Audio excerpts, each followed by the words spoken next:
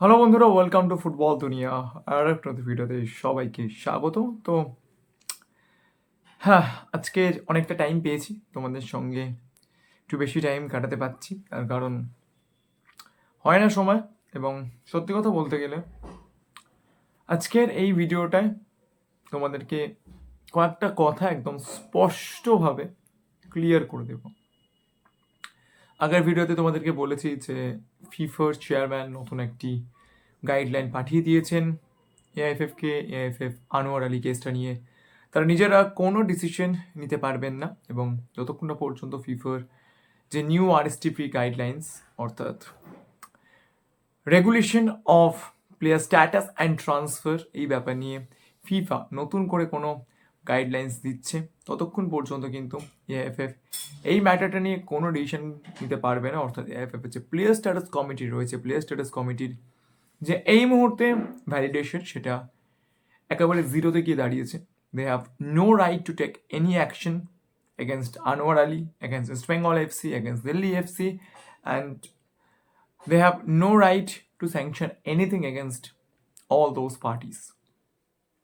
So এই যে ম্যাটারটা, যেটা আমরা ফার্স্ট তোমাদের সামনে নিয়ে এসেছিলাম, মানে বলতে গেলে প্রায় 2 মাস আগে বা 1.5 মাস আগে, এরকম একটা টাইম, যেখানে লাসানা দিয়ারা বলে ফ্রেঞ্চ প্লেয়ারটিকে নিয়ে ইউরোপিয়ান ইউনিয়ন অর্থাৎ ইউর যে কোর্ট অফ জাস্টিস রয়েছে, তারা একটা মানে বলা যায় একটা এক্সট্রাঅর্ডিনারি ভার্ডিক্ট দিয়েছিলেন। সেই এক্সট্রাঅর্ডিনারি ভার্ডিক্টের জন্য আরএসটিপি গাইডলাইন্স চেঞ্জ করতে কিন্তু ফিফা মানে বলা যায় বাধ্য হয়, এবং সেই আরএসটিপি গাইডলাইন্স চেঞ্জের যে প্রক্রিয়া, সেই প্রক্রিয়া শুরু হয়েছে, এবং সেই প্রসেসটা বেশ কিছুদিন ধরে চলবে। এবং ফিফার যে আরএসটিপি রয়েছে, অর্থাৎ regulation of status and transfer of player, সেখানে বেশ কিছু চেঞ্জেস আসবে, বেশ কিছু ক্লসেসে চেঞ্জেস আসবে। বিশেষ করে আরএসটিপির আর্টিকেল 17টা, যে আর্টিকেল 17 নিয়ে প্রচুর বিতর্ক রয়েছে। আর্টিকেল 17 নিয়ে আমরা অনেকবার ডিসকাশন করেছি।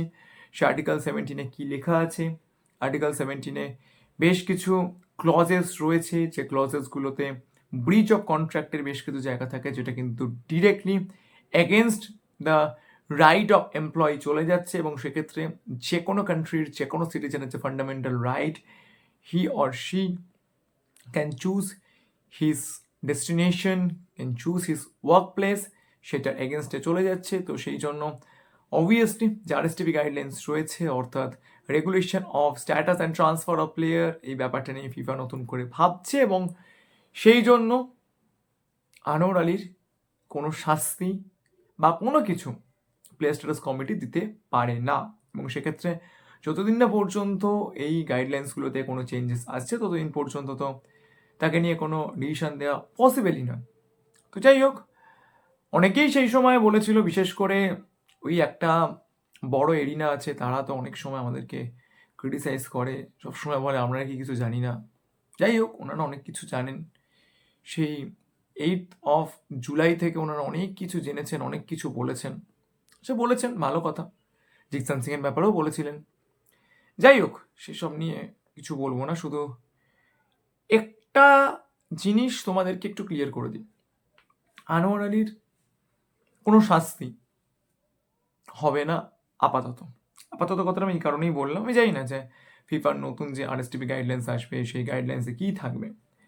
অবভিয়াসলি সেই গাইডলাইন্সগুলো যখন আসবে, তখন আমরা আরও বেটার করে বুঝতে পারবো। অবভিয়াসলি সেই গাইডলাইন্সেও আরও বেশ কিছু ক্লজেস থাকবে, আরও বেশ কিছু টার্মস অ্যান্ড কন্ডিশনস থাকবে। তো সেই গাইডলাইন্স আসলে আমরা আরও ব্যাপারটা আমাদের কাছে ক্লিয়ার হবে। কিন্তু যতদিন না পর্যন্ত ফিফার regulation of status and transfer of player এই নিয়ে নতুন কোনো গাইডলাইন্স আসছে, ততদিন পর্যন্ত আনোয়ার আলী খেলতে পারবে। এবার কোশ্চেনটা হচ্ছে যে এই নিউ গাইডলাইন্স কবে আসবে? আপাতত যতটা ঠিক করা মানে আছে আর কি ফিফার তরফ থেকে, যে মার্চ টু জুন অফ 2025 এর মধ্যে নিউ গাইডলাইন্স আসবে regulation of status and transfer of players নিয়ে, এবং সেক্ষেত্রে তারপরে হয়তো কোনো ডিসিশন নেওয়া হতে পারে। এবং এই দিনটার জন্য আমরা প্রত্যেকেই ওয়েট করছিলাম, তার কারণ আনোয়ার, আজকের একটা কথা বলছি, তিনি কোনো অন্যায় করেননি। অনেকেই আমার সঙ্গে দ্বিমত হবে, কিন্তু মোহনবাগান সাপোর্টার্স যারা সত্যিই যারা ম্যাটারগুলো একটু লজিক্যালি ভাববে, তারাও একটা জিনিস রিয়েলাইজ করবে যে আনোয়ার সত্যিই কোনো অন্যায় করেনি। কেন আমি বলছি? তার কারণ তিনি যা করেছেন সবটাই কিন্তু গাইডলাইন্স মেনেই করেছেন। আমি মেনে নিলাম মোহনবাগান সুপার জায়ান্ট তার সঙ্গে কন্ট্রাক্ট এক্সটেন্ড করতে চেয়েছিল, কিন্তু মোহনবাগান সুপার জায়ান্ট তার সঙ্গে কিন্তু কন্ট্রাক্ট এক্সটেন্ড করেননি। এটা কিন্তু ফ্যাক্ট। এবং এখন যে এক্সিস্টিং আরএসটিপি গাইডলাইন্স রয়েছে সেখানে কিন্তু একটা জিনিস পরিষ্কার বলা আছে, কোনো লোন ডিল মোর দ্যান 1 ইয়ারের হতে পারে না। এটা হতে পারে না, এটা জোর করে করা যায় না। কোনো গাইডলাইন্স দিয়েই কিন্তু এটাকে প্রুভ করা যাবে না যে 4 ইয়ার্সের কোনো লোন ডিল হতে পারে। এইটা যাবে না প্রুভ করা, ইম্পসিবল। আমি বলছি এতদিন পর্যন্ত আনোয়ালি কেসটা নিয়ে আমি যা যা বলেছি তার বাইরে একটা ঘটনা ঘটেনি। আবারও একটা কথা বলছি, এটাকে কোনোদিন প্রুভ করতে পারবে না কেউ যে 4 ইয়ার্স লং লোন ডিল হতে পারে। এটা কোনো গাইডলাইন্স দিয়ে প্রুভ করা ইম্পসিবল, ইটস নট পসিবল, কোনোদিন হবে না এটা। সো দ্যাট কেস এমন একটা গাইডলাইন্সের উপর বেস করে আনোয়ার এই ডিলটা ব্রেক করেছে ইউনিল্যাটারালি, সেটাকে আনজাস্ট বলতে গেলে তো একটা গ্রাউন্ড দরকার হয় না? তো লোন ডিল নিয়ে তো কোনো গ্রাউন্ড নেই। ইভেন যেটা সব থেকে বড় problem Indian level wise, Mohun Bagan super জায়ান্টের সঙ্গে আনোয়ার আলীর যে লোন ডিলটা ছিল সেখানে কোনো এক্সিট ক্লজ ছিল না। যদি এক্সিট ক্লজ না থাকে তাহলে সেই ডিলের কোনো ভ্যালিডেশন হয় না। As per Indian labour law and যত রকমের ল আছে, as per private sector act of India, public sector act of India, এই যত গল্পগুলো আছে এই সমস্ত গল্পের জোর দিয়ে আমরা একটা আমালগামেশন করি। এক্সিট ক্লজ ছাড়া কোনো ডিলের কিন্তু কোনো ভ্যালিডেশন হয় না, কোনো প্রফেশনাল ডিলের ভ্যালিডেশন হয় না। হয়তো মানে কাউকেই আমরা বোঝাতে পারিনি এই জিনিসটা, but that's the fact. You have to admit that, you have to accept that. সবসময় পাওয়ার দেখিয়ে কিছু হবে না। You need to accept that thing. It's a very simple thing, but you need to accept that. It's not possible. No professional deal ever exists without any exit clause. It's not possible at all. And এটা possible নয়, যেটা possible নয় সেটাকে কীরকমভাবে just কিছু পাওয়ার দেখিয়ে একটা প্লেয়ারকে এরকম খেলা থেকে প্রোহিবিট করার চেষ্টা করা, I don't know is it normal আর অ্যাবনর্মাল। অনেকেই তো অনেক কথা বলেছে, 30 crore রুপিস তো কদিন আগে চাইলো মোহনবাগান সুপার জায়ান্ট, সবটাই চাইলো, কিন্তু নিজেদের ডিলটা কেন মোহনবাগান সুপার জায়ান্ট ম্যানেজমেন্ট দেখছে না? There is no exit clause and there is no deal ever exist without exit clause. It's not possible.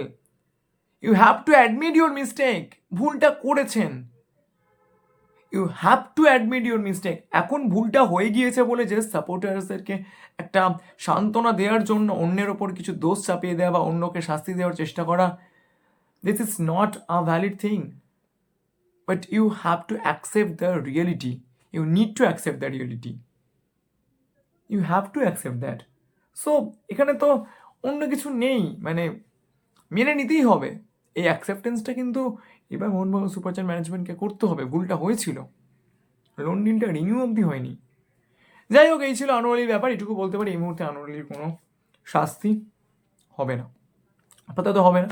New guidelines আসুক, নিউ গাইডলাইন্সে কী আসে আমরা দেখি, এবং সেখানে obviously preserve the right of the players. কোনো প্লেয়ারকে কিন্তু বাউন্ড করে রাখা যাবে না। এই নিয়েও কিন্তু বেশ কিছু কথাবার্তা সেই নিউ গাইডলাইন্সে থাকবে বলেই আমরা এক্সপেক্ট করছি, এবং সেই গাইডলাইন্স মারফত একটা কথা বলা থাকবে, যেসব প্রফেশনাল ডিল যেরকম হয়, কেউ যদি ছেড়ে যায় তাকে একটা ট্রান্সফার ফি অবভিয়াসলি তার ক্লাবকে দিতে হবে, বা ছেড়ে গেলে ক্লজ ওয়াইজ তাকে টাকা দিতে হবে, কিন্তু কাউকে আটকে রাখা যায় না। It's not possible. সে ছেড়ে চলে গিয়েছে বলে তার থেকে টাকা আদায় করাও যাবে না। It's not possible at all. তো দেখা যাক নিউ গাইডলাইন্সে কী থাকে। সেই নিউ গাইডলাইন্স আসলে সেগুলো নিয়ে আবারও আমরা ডিসকাশন করব। ফুটবল দুনিয়া এই ম্যাটারটা নিয়ে প্রথম থেকেই কথা বলছে, পরবর্তীকালেও বলবে। এইটুকু বলতে পারি যে নিউ গাইডলাইন্স আরও অনেক বেশি প্লেয়ারের ফেভারে থাকতে চলেছে। এইটুকু তোমাদেরকে বলে দিলাম। ফিফার যে নিউ আরএসটিপি গাইডলাইন্স আসছে, অর্থাৎ regulation of status and transfer of player নিয়ে নিউ যে গাইডলাইন্স ফিফা আনতে চলেছে, সেখানে কিন্তু প্লেয়ার্সদের রাইট আরও বেশি প্রিজার্ভ থাকবে। তখন কিন্তু আমি একটা কথা বলতে পারি, মোহনবাগান সুপার জায়ান্টের জন্য ফাইট করাটা আরও বেশি ডিফিকাল্ট হবে। তো এবার আমি চলেছি রফসান রবিনের ব্যাপারে। রফসান রবিনের ব্যাপারে তোমাদেরকে এইটুকু বলতে পারি, ইস্ট বেঙ্গলের সঙ্গে তো যা হয়েছে সেটা তোমাদেরকে বলেইছি, জানুয়ারি থেকে তো আসার কথা। কিন্তু তার former club Bashundhara Kings obviously তার এগেনস্টে কিছু মুভমেন্ট করতে হয়তো পারে বা মুভমেন্ট করতে চলেছে। এবং তাদের যেটা বক্তব্য, রবসান রবিনো মোস্ট প্রবাবলি মার্চের পরে তিনি আর বাংলাদেশ যাননি।